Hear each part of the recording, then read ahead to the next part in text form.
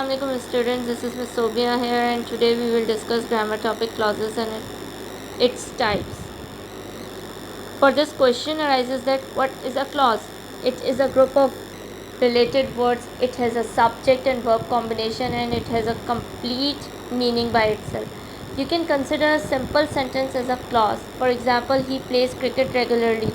Now, is this a clause? For that we will check whether it is satisfying all three conditions that we discussed.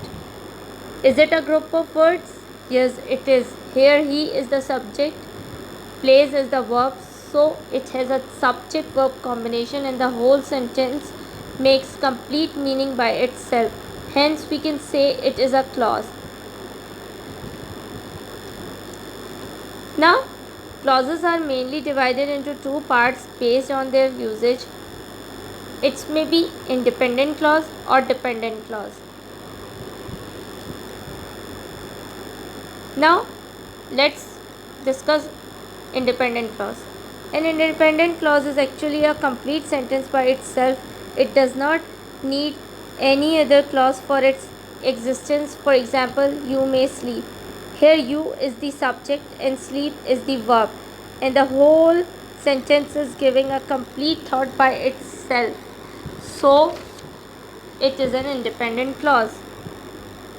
Now let's discuss dependent clause. What is a dependent clause?